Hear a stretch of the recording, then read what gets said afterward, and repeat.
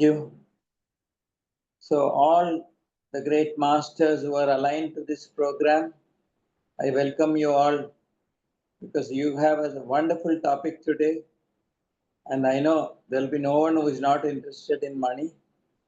So it's not only about creating money, getting money, preserving money, storing it, and having it for a long time. So everything involves something known as management. So even if there is a crisis, there is a management of crisis also required. You understand? So on the positive side, we see money, and money also needs to be managed in the best way possible. And before we go further into the subject, I would like to request our participants to ask themselves these questions about what is money first, okay? And then how do you treat money and how do you make it available whenever you need it? So all these will be covered in today's session.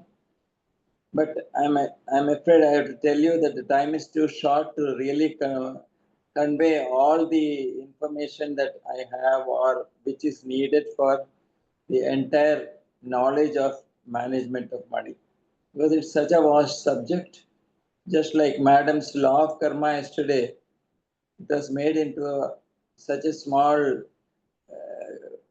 petty session, I would say, which needed almost about 4 hours. According to me, law of karma is such a wonderful, broad topic. So first, let us know what is money. Money is not merely currency. That is one thing we should understand, because there was a time when there was no money. I do not know whether you must be remembering, as per history, long ago, there was no question of money. Say 1,000 years ago, there was no money in circulation. You only had a barter system where you give something and buy something. Suppose you are a dealer in vegetables, you give vegetables and you buy, say, provisions. Okay, so you barter. It's only a barter system which was there. There was no money in circulation. So money is not merely currency, according to spiritualists, because spiritual people know more about how to manage everything, whether it is a crisis or whether it is money. Okay.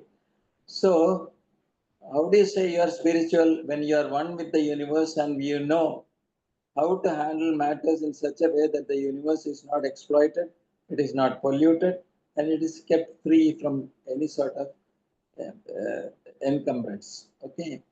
So what is money is what we should understand. Money is not merely currency, but it is a form of energy. That is what is there. Even earlier when there was no currency, it was energy that was required for someone to create something, to have vegetables. Suppose he's a vegetable seller. As I gave you that example, he sells the vegetables and buys something else. So he needs something to create something. Okay, so it's a form of energy. The second is you compare it with the body. What does the body need?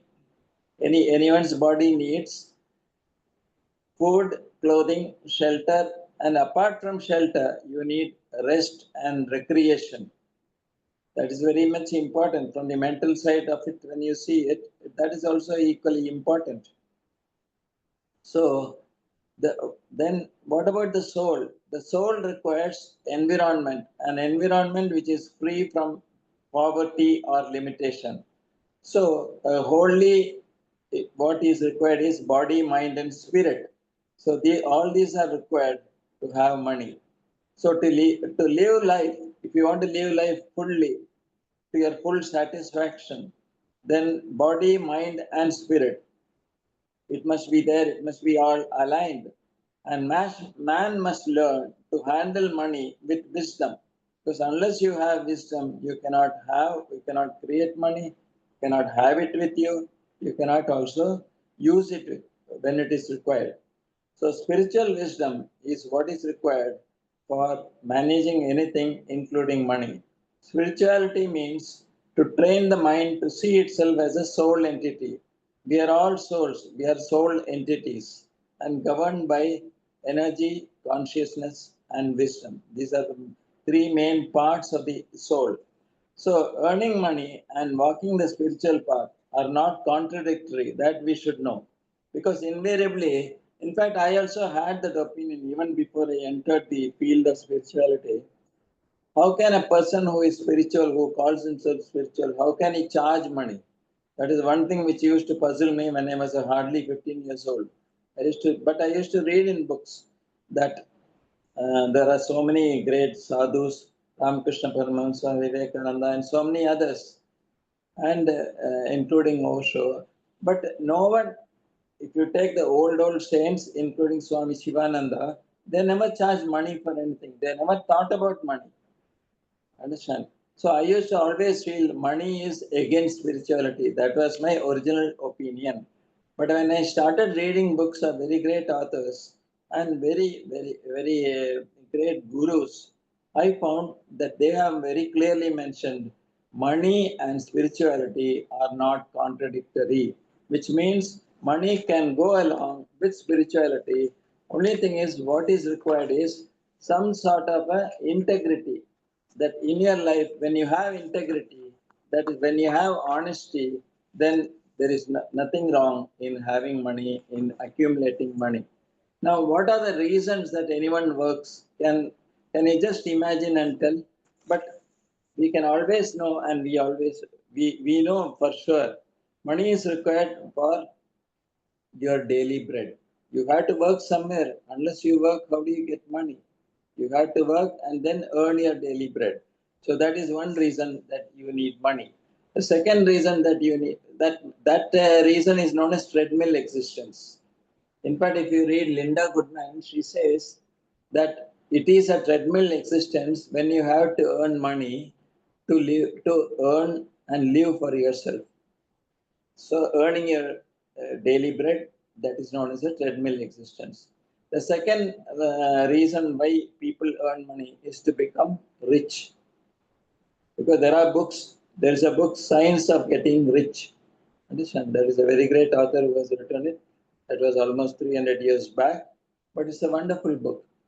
So that is also, I have read that book too. So first reason is to live, to earn your daily bread. Second reason is to become wealthy or become famous. You want to become famous, you try to accumulate a lot of money so that there will be more people around you. So you feel a sense of satisfaction, a sense of pride. All this comes along when there is a lot of money. But when there's enough money for yourself, a spiritual person will not aim for that item, that is becoming famous. Okay, he will not try to earn money, accumulate money, hoard money. All that he will never do. He'll only have as much money as he wants under the first category, as I say, as what is required for your food, clothing, and shelter. Roti, kapda, makan, you call it in Hindi. Okay. So the third reason why anyone wants to earn money is to keep himself from going out of society. Because you can say that he will fade out of society. Fading out of society means what? Just going as becoming a non-entity, we call it. Okay. Becoming a non-entity means that the person is not recognized anywhere. He will not be recognized by anyone unless he is earning and for himself and for his family. Suppose you have to depend upon someone for food, clothing, shelter, then you lose your prestige, lose your honor. You understand? So that is the third reason, to keep yourself fading from and becoming a non-person in society. And the fourth one is the rare persons. They are the people who have the money, get the money, inherit the money. You understand? They inherit means what? Their forefathers would have earned enough money. You have William Ford, for example. There are so many great. Warren Buffett is an example. They are all people who have earned and inherited property from their forefathers. Okay. But they will also, you cannot say they are lazy in the sense just because they have inherited money. Because they have got a responsibility not only to have the money, but also to preserve it, retain it, multiply it. And that is what they do invariably. Okay. They try to multiply it to make sure that it does not diminish. So that is another reason why money is required. So most people in our society would like to come under the first and second category. That means earning bread, earning for your daily bread, and second is to become rich. Third and fourth people we do not consider because they are very few in number. Okay, so the third is to keep yourself fading from society. Okay, now there are very many principles which say that money is very important, and spirituality is very particular that certain principles have to be followed if you have to retain this great money energy. You call it money magnet, or so many words. There are different words to define money. And Linda Goodman is one person who has written extensively and very, I should say, in a very good manner. Okay, so now we would like to see what are the principles under which this money is managed, because we have to definitely manage anything, whether it's money or whether it is food or whether it is anything else, in the best way possible so that we have it available at any time that we need it. So, how spirituality provides workable solutions for handling money is very important. So, first we have to cultivate a discipline in our lives, especially through meditation. When you do meditation, your mind gets a lot of clarity. Suppose I have a problem. I have a question in my mind when I go to bed, that how will I pay the bill which has come to me, say it may be a power bill or some other bill which comes, but I do not have the cash immediately available, which is to come only after 3 days. So then I will be thinking about it when I go to bed. But the next day I will get the reply. Immediately I will get the reply because I have the clarity in mind when I meditate, that I will remember that I have deposited some money in a vault which remains untouched for so many days.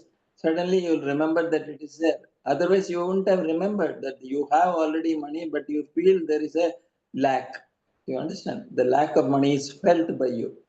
But so that when you cultivate a discipline in your life through meditation, then it is easy to manage anything in your life, including money.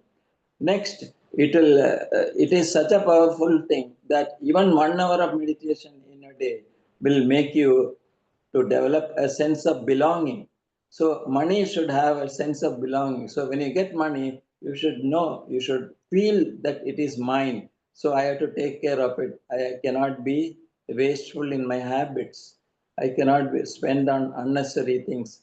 And so when you do that in the universe, our lives will get the whatever is required, including harmony, health, and happiness. So money is considered a creative energy. Why do you say creative energy? Because it creates, it starts creating more and more and more and more. Okay. But that happens only when you apply your spiritual wisdom to see that it is not wasted.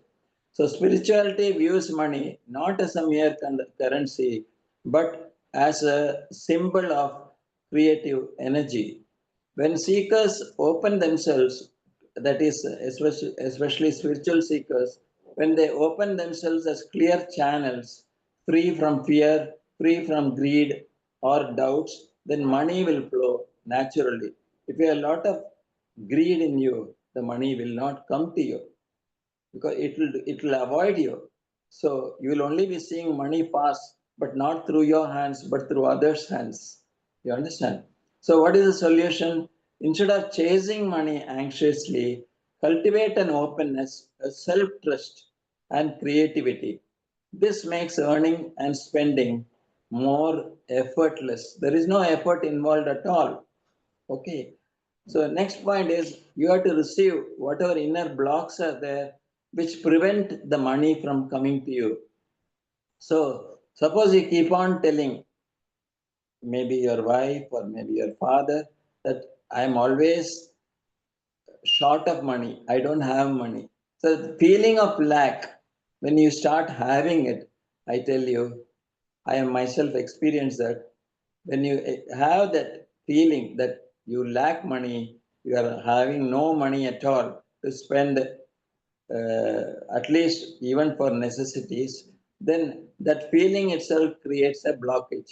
So never have the feeling that money is not available, money is not with me, but have the positive feeling that even if the right now, if it's not physically there, it will appear at the time when it is really required. So insecurity, guilt, or lack of worth, lack of self-worth. Some people say, Arey, I am not capable of making any money. I think I'll have to again borrow like I did last time. So you go to the last time to remember some bad things, some bad experience which you have had.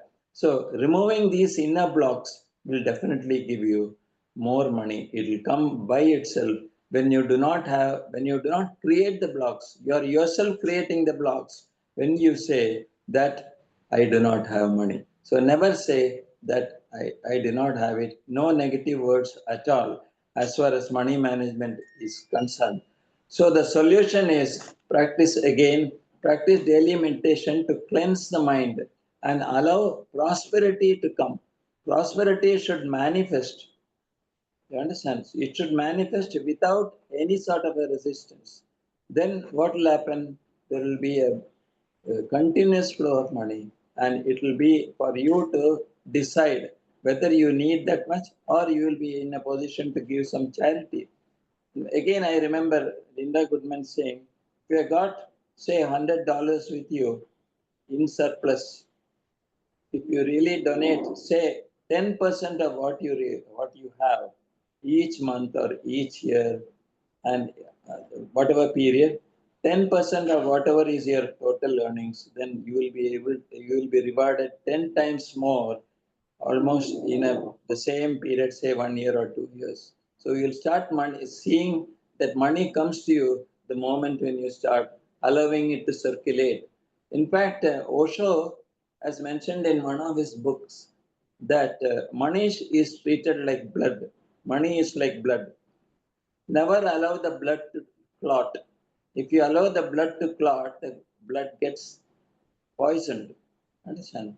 But when you allow the money to circulate, to allow it to go, change hands, etc., then there will be more money coming in. So money that is rightfully yours, which is with you, should circulate. That means you start giving in charity. Give to people who are in the lower poverty line. Give them money, reward them, make them happy with if you have abundant money, make them happy. Let someone bless you. Let someone have some goodwill to you, towards you, because you have helped them when they were in dire need. So the rightful use of wealth is the next point that I would like to state. Because spirituality insists that wealth carries responsibility. It is not merely accumulating wealth, that's not the only duty. There is also a duty to see that it is usefully spent. So, money received is not only personal property, it is also a property of the society. You have to look at it from one another angle altogether. Because suppose a person is unduly rich, suppose he is a millionaire, a billionaire, or whatever, you should consider that he has got it only because of the mercy of society. It is this society which has helped you, enabled you to accumulate that money. For this, I remember one book, Cosmic Moral Law, by one great Albanian leader. Mikhail Ivanov is his name. And there he details very much about the law of karma. There he says the karma comes to you only because you think all that you have is entirely yours. But you should understand always that it is society or the government, the society, the people, all of them have contributed to making you rich. So you owe a responsibility to all the people who have made you rich. So you should think that it is not your personal property, but it belongs to society. So you have a very great duty of giving to society whatever you have in plenty. So here one more. So the solution here is use wealth righteously. That's why Jesus Christ has said, there's one quotation, I will narrate that. Seek ye the kingdom of God and his righteousness first. What does that mean? Be righteous in whatever you do. In all your actions, be righteous. That includes money. So when there is righteousness in wealth, so Jesus says, seek ye the kingdom of God and his righteousness, all else will be added unto you. What does that mean? That if you are short of money, you will get money. If you are short of something, and suppose you wanted to get married and you didn't get a proper bride or bridegroom or whatever it is, it will happen. Suppose you wanted a house, you couldn't build a house, but it will happen. So for that, seek the rightful path. That is very important.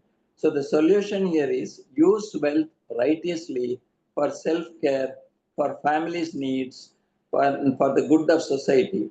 So when wealth circulates through your hands, suppose it should go. When wealth circulates with benevolence, it multiplies and returns in unseen ways. You must have heard about Ratan Tata, how much he had donated for the country. The great industrialist Ratan Tata, he had given almost more than 50% of his wealth towards society, helping orphanages, and so many other organizations which are helping the poor people.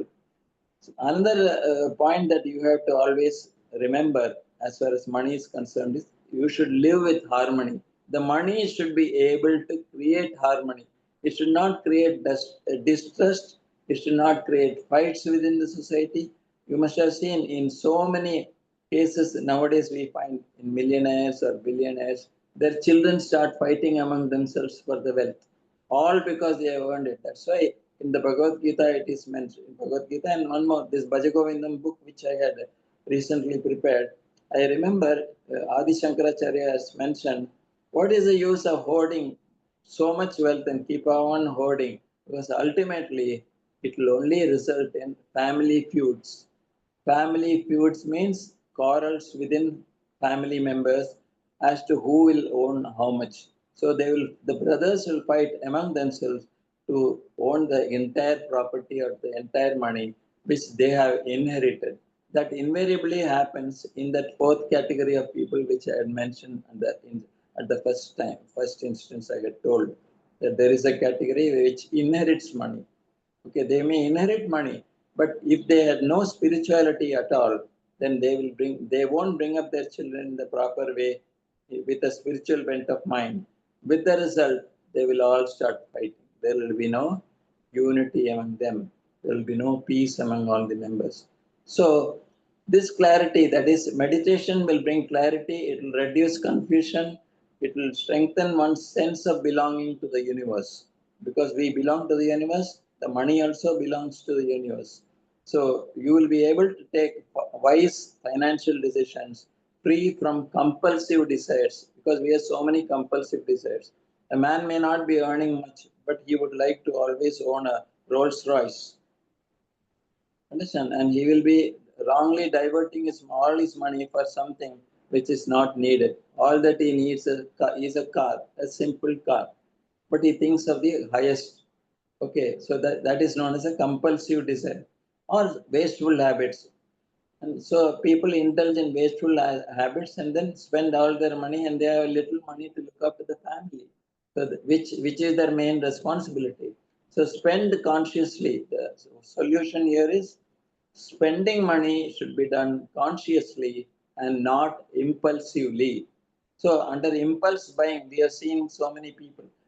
For example, some children go, they want to buy the costliest toy available. There may be so many good toys otherwise. But if the mother is intelligent enough, she will try to buy one which is not very costly, but at the same time which is useful, which will give some lessons. For example, it may be some books, some useful books to buy. So purchases will be done with genuine needs and values in the mind. So the integrity in money matters. So true spirituality demands that there is integrity in whatever you do and courage in all the dealings, including financial ones. So the solution is handle money truthfully without deceit. Deceit means cheating. Never think that you can own someone else's money and be done away with it. You cannot get away by taking someone else's property, because again, the law of karma will be after you. A person who has cheated another person by in his business, next janma, next birth, he will be born in the same way, having to face such a situation where he will lose all his money to some people who are honest. So there is also another point which spirituality recognizes, that the sense of gratitude. We should always have gratitude for whatever we are having. What little we are having, also we should be grateful that the universe has been kind to give me this, that food, clothing, shelter are three things which have been given to me without any effort from my part, without any exertion. So when you get all this, it means that you have been doing good things in the previous janma, and that is why you are now rewarded with whatever is required. That is the basic needs. Those are all given to you automatically. Whereas people who have been spendthrifts and who have been chasing others' money, etc., such people find even their minimum needs cannot be satisfied when they take another birth. So the perspective of gratitude is very important. Whatever we use on this earth, as I told you, it belongs to society. So it is the rent that we give to Mother Earth that we should remember. When we pay the rent which is due by us to Mother Earth, then Mother Earth will ensure that we get money whenever we need.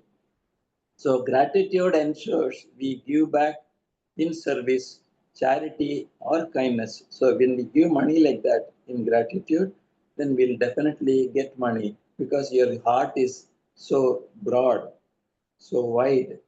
So, and you are, we can say you are heartful. So that is what is required in respect of managing of your money. So the solution for this perspective of gratitude is that cultivate gratitude and allot a portion of your earnings for noble causes, such as say for an orphanage or poor people's building of houses, etc. And as an offering to the source of all abundance. Because if you want abundance in your life, you should also try to part with that money so that you are able to be a catalyst for creating abundance in the lives of so many people, inner obstacles and integrity also. Your honesty will definitely be useful, and you will realize that, because nothing will allow you to be dishonest once you are in the spiritual line. So be clear about what all you should do with money once you have enough of it. Now, what is the timing? Can I continue? Is it up to? I'll continue. Yes, sir. You can continue for another 10 minutes. Yes. Continue. Okay, some more important points that we would like you to consider. Be clear about how much money you require. That's very important. Suppose you are in a middle class family, then don't aspire for millions and billions. Aspire for as much as you really need, you really require. So think and plan only for that much money that you will really need. Then speak, act, and think from the mindset of being prosperous or wealthy. You can think that there's nothing wrong in thinking. You don't have to pay any money. You don't have to spend anything, no, for assuming that you are rich or feeling that you are rich. So you can always feel that, oh, I am satisfied. I am contented with whatever I have. Suppose that really gives you a positive frame of mind, and that is very important.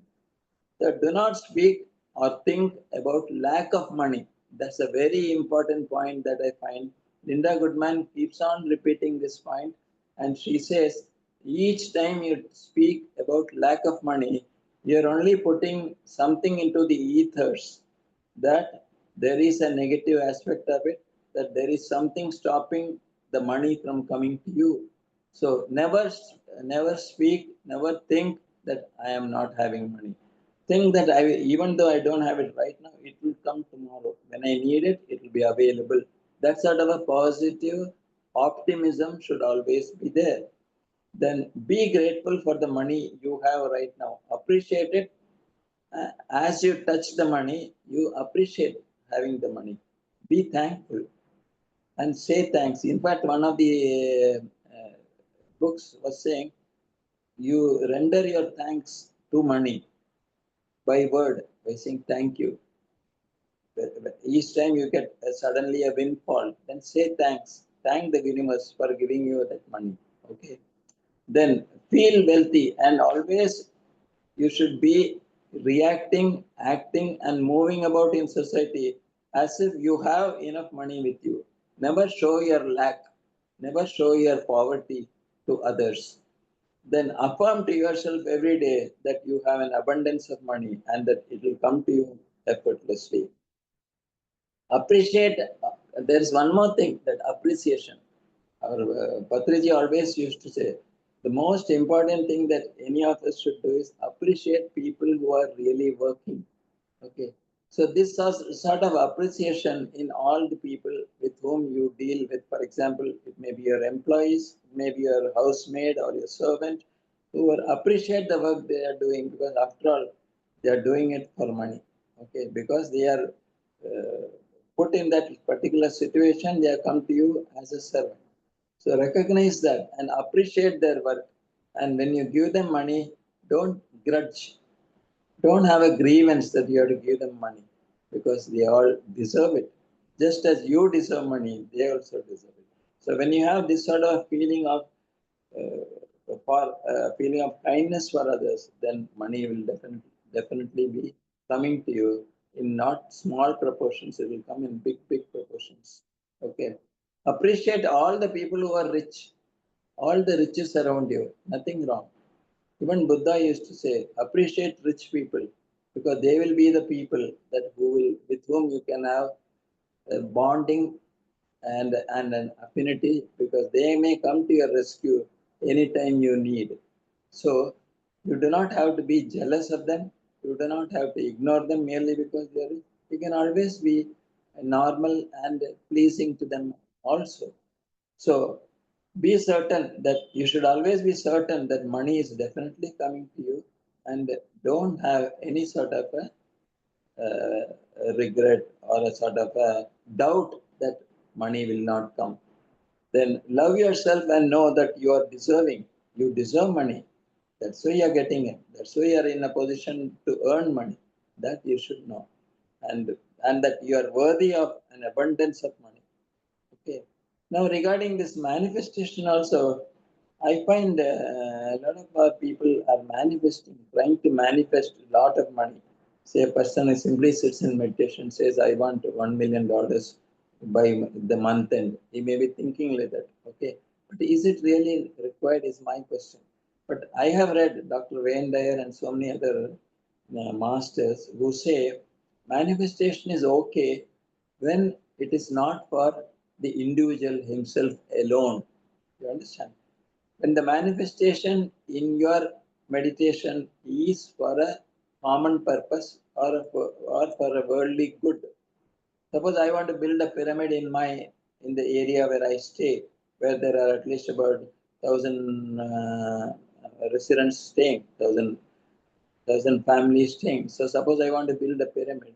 So and there is space available, but I don't have the money to buy it, buy the land there. So then all that you need to do is simply create a manifest or create and manifest a thought that at some day there should be a pyramid here. And when you are manifesting it, not for individually yourself, but for the entire universe, then the universe will automatically help you.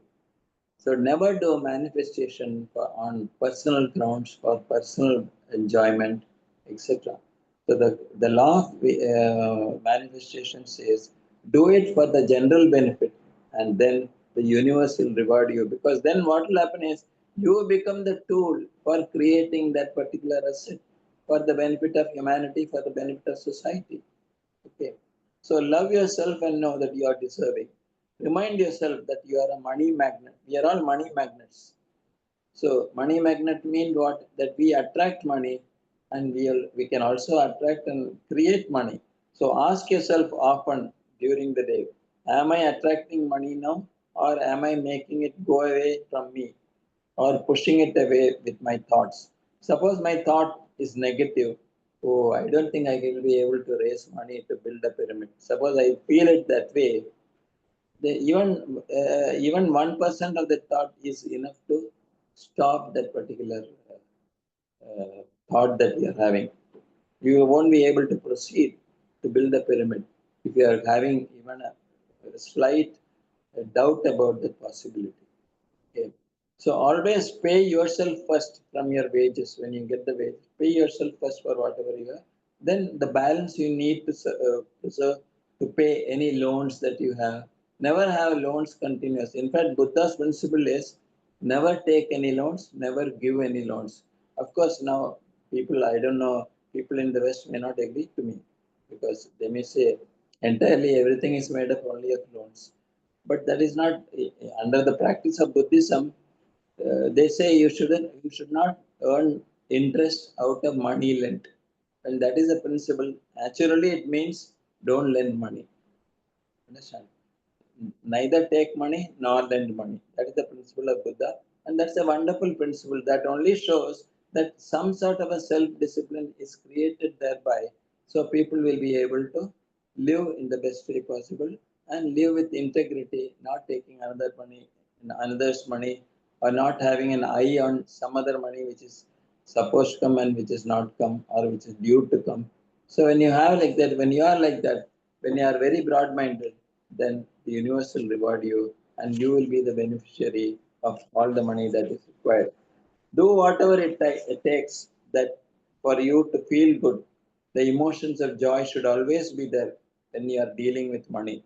Never be have a stiff face merely because you are paying money for something. Because after all, you are going to get something out of it. When you pay money to buy some very good, say a big cake, for example, you are getting a cake, but you have to give money. Okay, but you are going to enjoy the cake after some time, isn't it? So these are powerful. Money is a powerful magnet. So you can attract that magnet only when you are happy, when you are in a happy frame of mind. That's very important. So money or wealth is a mindset. Money or wealth is a mindset. Money is literally attracted to you or repelled from you, and it is all about how you are thinking about it. Okay, what are your thoughts, whether it is positive or whether it's negative? Now, there's one other important thing which uh, I came to remember. That is, the one of the most important things in handling of money is psychology. Okay. Psychology means how your relationship will go along with other people in your own family or in other families. So what you should always do is focus on the good qualities of other persons. Never tell the bad qualities or never even spell the bad qualities. Do not blame or criticize anyone. Always have that relationship smooth going so that you are able to be friends with everyone. Okay, that's a very important thing in the aspect of money management. Such people are able to earn a lot of money. I don't know whether you would have noticed that all these people who are millionaires and others, they are so happy moving around with so many people, always giving everyone some opportunity. They give by creating an industry, you give employment to so many thousands of people. Okay, it is that money that is worked. It is that industrialist who has done it. So he has to be very happy and he has to make others happy. He is making others happy directly. But at the same time, the sense of happiness also multiplies when you give money. Say someone is helped at a time when he needs money at the most. He'll definitely be happy with you. He'll wish good for you. So the goodwill is really maintained. It's very important that you maintain that goodwill with everyone. Okay. So get your attention off those things in others which do not make you feel good. Suppose I don't like about the person gets shabbily dressed, one person comes. He may be very good at heart, okay, but he comes to the meeting. Suppose there's a residents meeting in a community, and he comes merely because of his dress. It doesn't mean that you have to ignore him. You can always say a good word about him, or wish him. Okay, with that is done. You don't have to criticize him. You don't have to condemn him. You don't have to be aloof from him. Okay, maintain a goodwill with every person in the society. Then do not expect others to behave in the way you want. You may be expecting some fellow to wish you, but that fellow may be busy with some call, attending to some phone call which has come. So don't expect all that. Never have any sort of expectation from any other person. And on that ground, create an enmity. So such things really damage your reputation and your peace of mind. Okay, because that person may tell bad about you, that you did not bother about him. Okay, so it is happiness that is required. So happiness is your choice. You create the happiness by your actions. This is what you have to know. Love and respect yourself completely. So in the aspect of money management, you should love yourself, respect yourself, and always try to be as polite as possible with everyone. Not, you don't analyze people on the basis of the money that they own or said to be owned by them. We do not know the reality. Okay, but be friendly with all. So know that you are the perfect person to have money, and then money will automatically flow to you, and there will be no problem whatsoever. You will enjoy money. You will love to have money, and you will also preserve money, all the money that you get, so that you spend it for good intentions. Okay, so meditate and try to make spiritual wisdom useful for money management. Thank you, thank you, thank you.